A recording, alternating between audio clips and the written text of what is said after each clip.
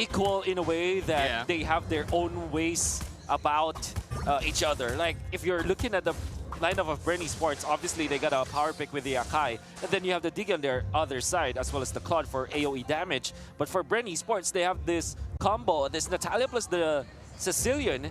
It's going to be very difficult to deal with when they do find their openings. And then you have RSG with this tech pick on the Balmond, which kind of nullifies the Natalia and his invasion in the jungle. I'm really liking the draft from both teams. Yep, draft indeed coming in from both teams, making sure that they will start things off strong. It's Pandora and Nats into the XP lane, trying to find those jungle creeps to make sure that they get the upper hand. However, it's actually Ogwen taking on Light, and I don't usually see Light in those types of initiators right now, but it is that Diggy pick that we would be managing to see so far for RSG. It's kind of funny because, yeah, like you said, you know, when you think about these individual players, you don't necessarily match up Light with the Diggy pick, right? But this is the adjustment that that RSG Philippines needs because they've struggled up to this point, and that's what we see them doing here, right? But still, a big factor, as we're 20 seconds away from the first turtle of the game, is how is this going to work early game for RSG Philippines against what BREN has? Because yes, there's scaling that needs to happen for BREN, but they also pack a ton of damage early on, Wolf. Yeah, I think it's more of a situational answer for RSG in a way that, yes, they want to scale into the late game. But at least in the early game, because of the presence of the Digi and the Akai, the Balmond, they have a fighting chance, but only if BREN Esports presses the issue. It's not like RSG can dictate anything. It's more like them reacting to what BREN Esports throws into them. Speaking of reacting, it is indeed going to be the heavy spin as that Retribution is going to take the kill for the Turtle. Kyle TZ immediately initiating or disengaging off that fight. That was a clean sweep, or that was a clean take coming in from BREN Esports. Yeah, a clean take because, again, all he did was just heavy spin and just Retribution. It's done. And that's it. I mean, this is, it's like you have 2 boxes, you tick them, and then you profit off of it. So right now, I mean, still, even across the board, no one's got any turrets, no one's got any, noticeable gold lead at this point. But the thing is here, right? You're talking about RSG's Philippines. Navs, I mean, we haven't seen him play as much this season, but he's now on this Esmeralda pick, which is a signature. If I had to think of a hero for Navs, it would definitely be this Esmeralda pick, right? And how does that change the course of the game here? Because, I mean, if you look at the way that he plays, even this early on, he's an XP laner, right? But he's a much more aggressive in terms of the way that he plays that matchup alone, and then how he transitions towards the mid game for the team. So I want to keep an eye on Nav specifically here, going against Pandora, because like you guys said, man, Paquito has worked really well for multiple roles, multiple players. But again, how does that transition to the rest of the game? It's crazy to think because this is the 3rd pick Esmeralda, and we know that when RSG plays, they want to play Esmeralda onto Nats.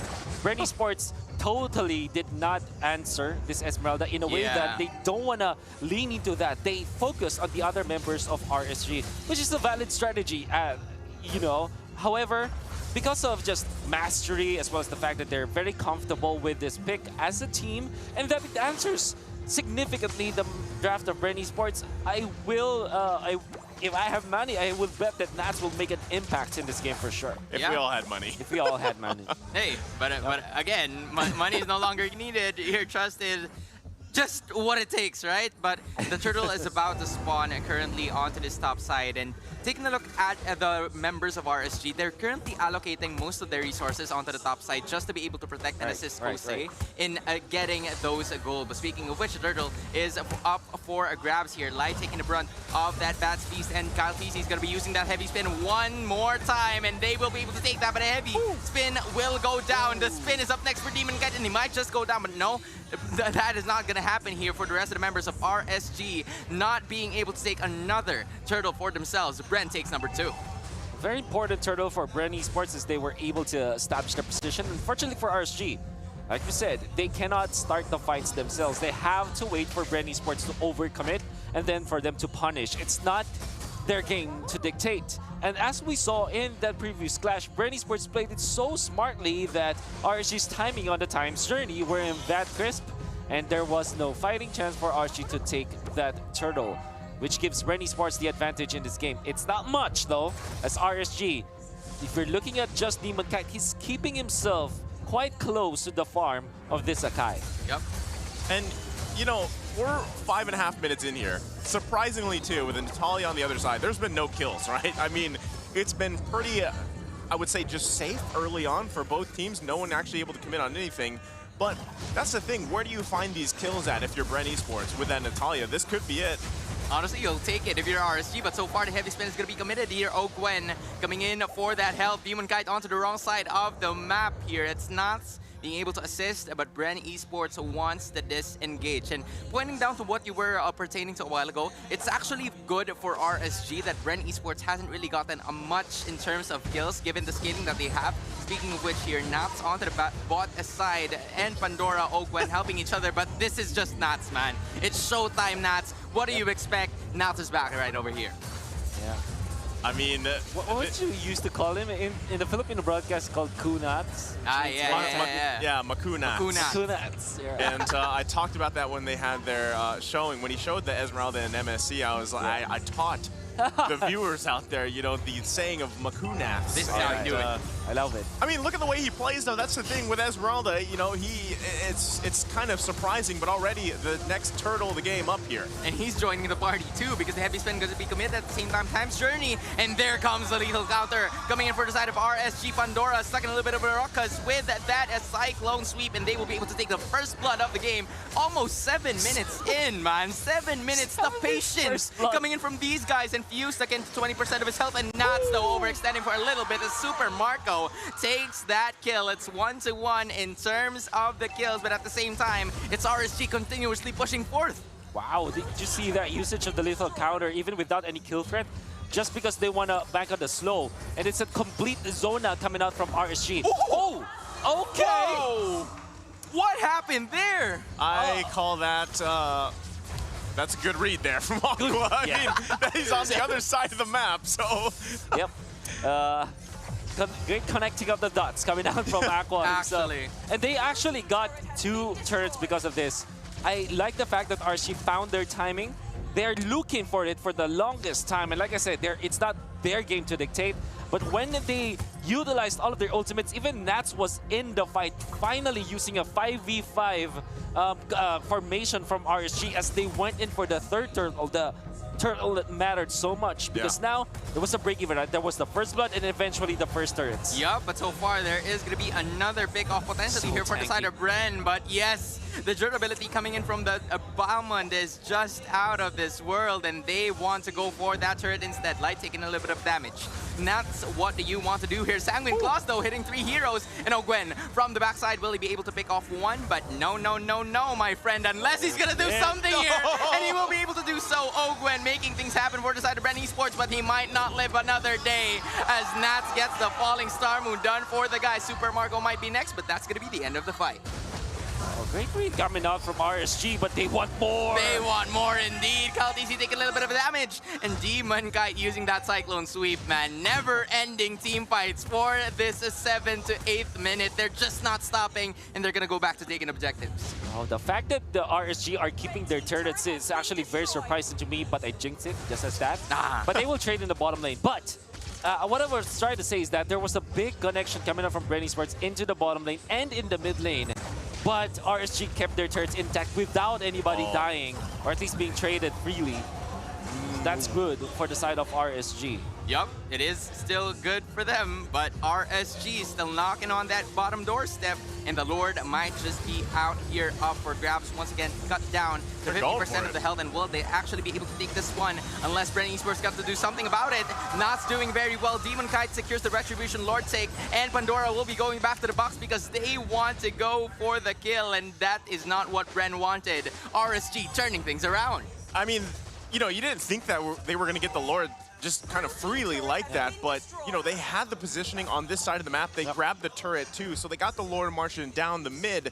I mean, BREN Esports, again, with this Natalia pick, you want to be finding picks, you want to find pressure, which they really haven't been able to do just yet. So And aside from that, you know, we're seeing a Pandora really trying to push on top side, get any objective that he can, put pressure wherever he can, because now in the bottom lane, RSG making a look another move here at the bottom. Yep, they want to assert their dominance as of this moment, taking down this bottom lane inner turret, and that gives more space for the side of RSG to be able to take more objectives with that purple objective up for grabs. Demon Kite right over there right now. What would you actually be able to do? And this time around, it's going to be Nath usually landing it all in. Its skills are from the top to the bottom side, and there goes the Tornapart memory, not being able to kill anybody, but Nacho is now here. Here we go. Makunats, man, no problem at all. And Theo got off to at least a sliver of health, but is still actually alive. And it is the side of RSG, man, making play after play. Definitely the timing for RSG as they have found their power spike. Bottom lane, they were able to push, and before that,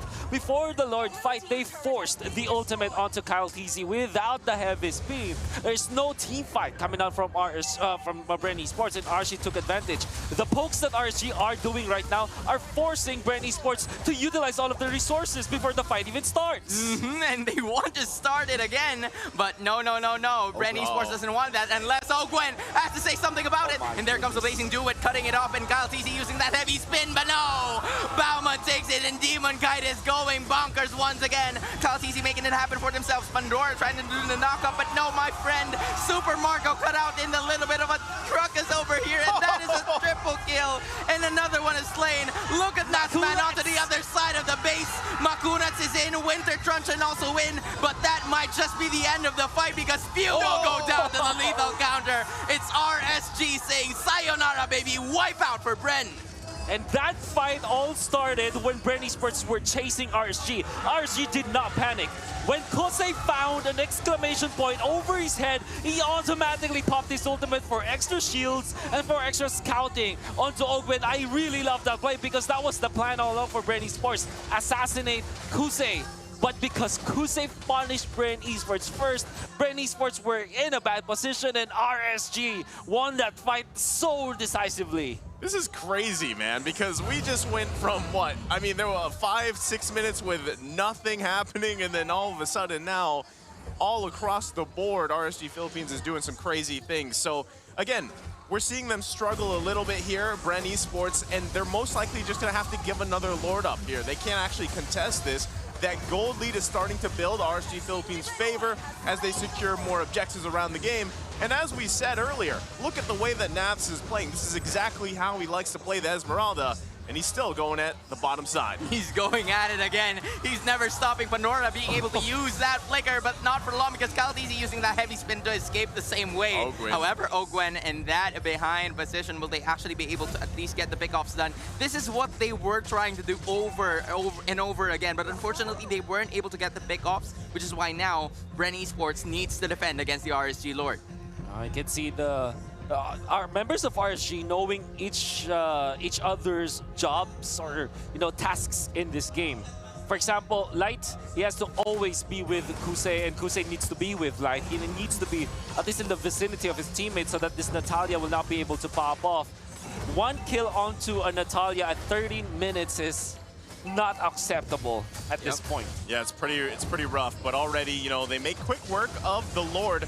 Like I said, the longer the game goes on, BREN Esports will be able to crawl back a little bit in terms of the damage department, especially having a Sicilian here, getting those stacks. They actually managed to hold on still to that top inhibitor turret too, so that's actually going to be good for them. They need to continue to manage these waves, but actually it's just going to get taken out most likely here. Yeah, unless they do something about it. Time's turning already being utilized here for the rest of the members. Same as Ogwen from behind trying to make the plays, but Aqua, the flow is just right there to steal the show. It's Few. Once again, Blazing Doom is going to be coming at the same time. Cyclone Sweep hitting each and every one of them, and there's 2 heroes left for the side of BREN Esports. What are they going to be able to do? The flow from the minions is onto the bot side, and now they want to end things once and for all and take game number 1.